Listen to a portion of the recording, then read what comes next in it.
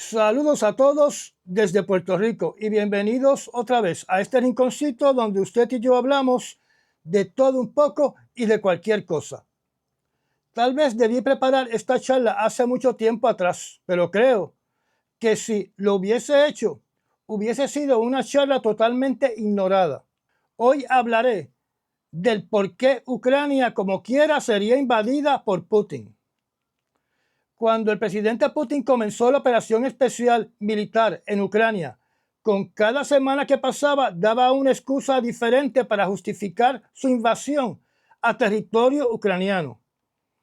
Escuchamos frases sobre la desmilitarización de todo Ucrania, desnazilizar a Ucrania porque eran nazis, la fabricación de armas bioquímicas con la intención de atacar a Rusia, incluyendo el desarrollo de bombas sucias para causar una nube radioactiva dirigida a Rusia.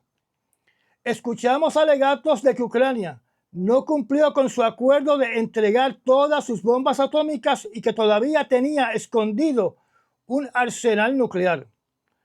Escuchamos alegatos de que Ucrania estaba llevando a cabo un genocidio contra la población rusa en Ucrania. Pero de todas las anteriores, que no son todas las excusas que dio Rusia para la invasión, la que ha prevalecido y que utilizan los que intentan justificar la agresión de Rusia y presentar que Ucrania es el agresor, es el alegato que Ucrania quiere ser parte de la OTAN.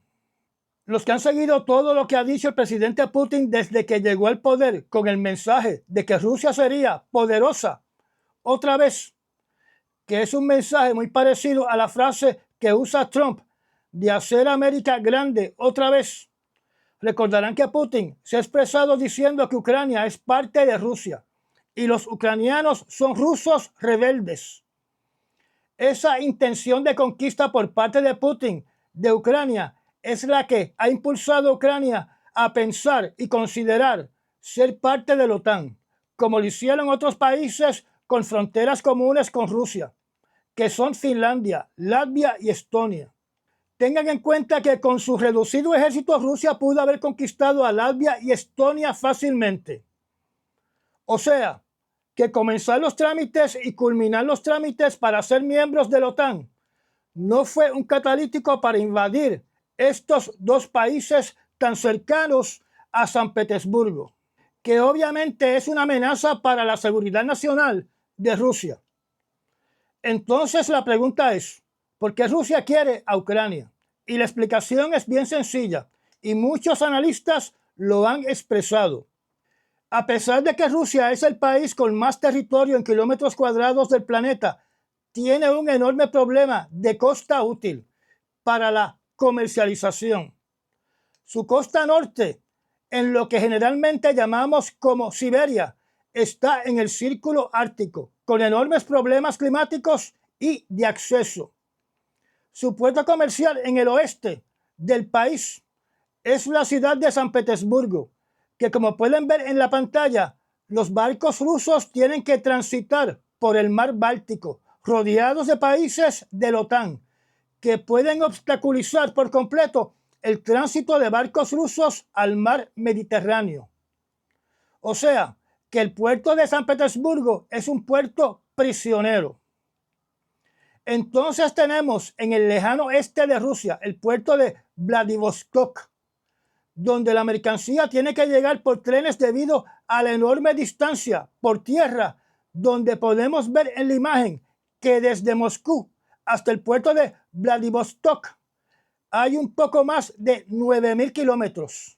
Para que hagan una comparación, la distancia por tierra, o sea, en carretera desde Nueva York a Los Ángeles, es más o menos 3.900 kilómetros. Así que si restamos 3.900 de 9.000, hay que viajar desde Moscú hasta Vladivostok, más de 5.000 kilómetros adicionales.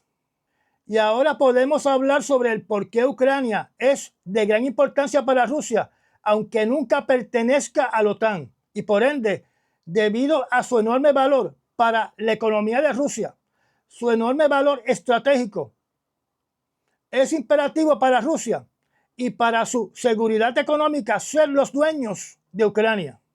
En el año 2014, Putin llevó a cabo su operación militar para tomar el control absoluto de la península de Crimea, donde el general Shoigu dio la excusa de que dicha operación militar se justificó porque las bases militares de Crimea no podían estar en manos de extremistas y por el trato que se le daba a los ciudadanos rusos.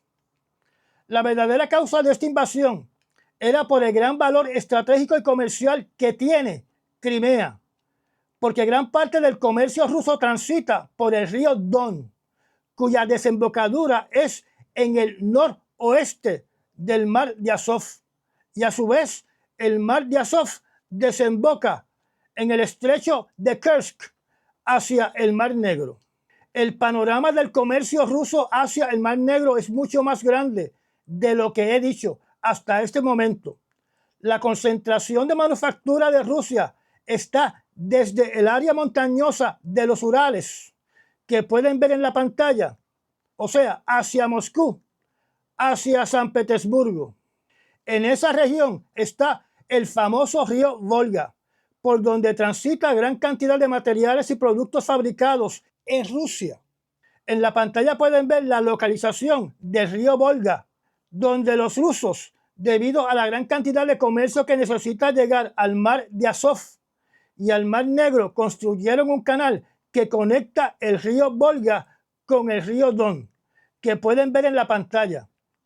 Así que al Mar de Azov no solamente llegan los barcos mercantes rusos que transitan por dicho río llamado el río Don, sino también los barcos mercantes que provienen del río Volga. Así que podemos ver claramente por qué es para los rusos tan importante que las orillas del Mar de Azov estén bajo el control ruso y por qué el estrecho de Kursk tiene que estar bajo el control ruso. No hay duda sobre la enorme importancia comercial para el futuro económico de Rusia y para su seguridad nacional, lo que significa controlar la salida de su comercio al Mar Negro.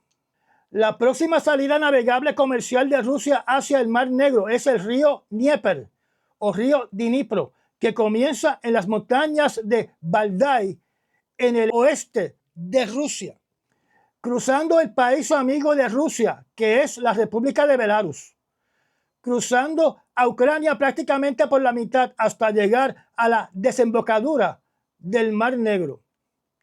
Entonces tenemos otro punto de gran importancia estratégica, que es la desembocadura al Mar Negro del río Danubio, donde transitan una gran cantidad de barcos mercantes de diferentes países europeos, incluyendo Alemania.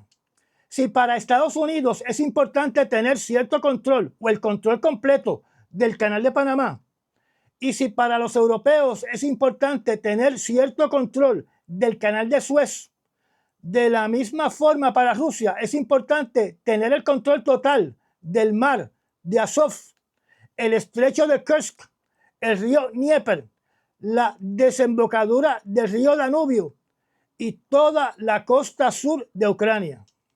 O sea, que una operación militar rusa en Ucrania era inevitable, donde la única manera de evitar esta operación militar era que los ucranianos entregaran su soberanía y dejaran de existir como país soberano bajo la bota de Rusia, que es un país que ha demostrado a través de las décadas que no le tiene ningún valor a las vidas de los ucranianos.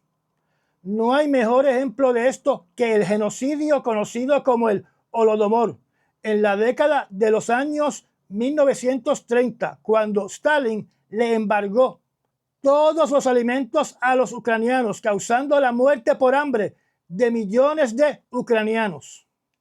Así que el planteamiento de que esta guerra no hubiera existido si Ucrania no tuviese el deseo de pertenecer a la OTAN es la excusa o la razón que se le da a las gradas de culpar a Zelensky porque no tienen el raciocinio de entender que la ocupación de Rusia de Ucrania era inevitable. Por lo anterior, yo creo que una paz duradera en Ucrania no es posible, Putin utilizaría ese cese al fuego para rearmarse y prepararse y localizar su ejército en los puntos claves que necesita para completar su conquista completa de Ucrania. Y le dirá al mundo lo mismo que dijo 2 días antes de la operación militar que invadió a Ucrania, que dijo que el occidente era un mentiroso sobre una invasión de Rusia, porque Rusia solo estaba conduciendo ejercicios rutinarios de defensa. Recordemos que el presidente Erdogan de Turquía tiene muy buenas relaciones con el presidente Putin y tiene muchos lazos económicos comerciales con Rusia. Y posiblemente es el jefe de Estado, después de Lukashenko, que más visita el Kremlin. Por ende, debido a esos lazos de amistad, Turquía nunca bloqueará el tránsito comercial ruso a través del Bósforo hacia el mar Mediterráneo.